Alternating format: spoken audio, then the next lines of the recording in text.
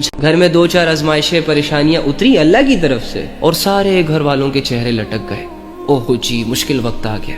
کیا مشکل وقت آیا؟ کیا ہو گیا؟ لا یکلف اللہ نفسا الا وسعها کی تفسیر ڈیفینیشن سمجھا نہیں اس آیت کو کہ اللہ کہہ رہا ہے کہ تم پر کوئی بوجھ نہیں ڈالوں گا جو تم اٹھا نہ سکو. میں نے کبھی بھی تمہیں کسی ایسی آزمائش کے حوالے نہیں کرنا کہ جس آزمائش سے تم نکل نہ سکو. کیا ہو گیا ہے؟ ریلیکس.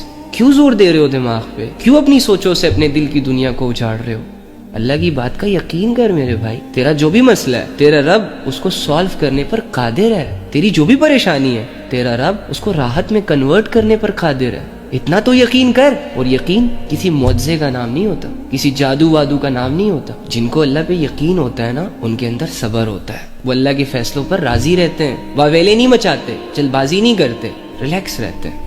دنیا کے ستائے ہوئے دھمکائے ہوئے ڈرائے ہوئے لوگ ہوتے ہیں یار, لیکن اللہ کے ساتھ بڑا ریلیکس فیل کرتے ہیں. کسی کے ساتھ برا نہیں کرتے, لیکن دنیا انہی کے ساتھ برا کرتی ہے. پھر بھی زندگی کو سروائیو کرنا چھوڑتے نہیں ہیں. یہ نہیں کہتے کہ مجھے میرا حل خودکشی میں نظر آ رہا ہے, بس یار دل کرتا ہے چھوڑ دوں سب کچھ, غاروں میں نکل جاؤں, جنگلوں میں نکل جاؤں. نہ نہ نہ نہ, ڈٹ کے مقابلہ کرتے ہیں. حالانکہ ہارتے ہیں, بار بار ہارتے ہیں, لیکن وہی بات کہ جن کے دل جب اللہ سے جڑ جاتے ہیں نا, جو اپنی زندگی جسٹ اللہ کے لیے گزارتے ہیں, ان کو تو ہارتے ہوئے بھی مزہ آ رہا ہوتا ہے, گرتے ہوئے بھی مزہ آ رہا ہوتا ہے.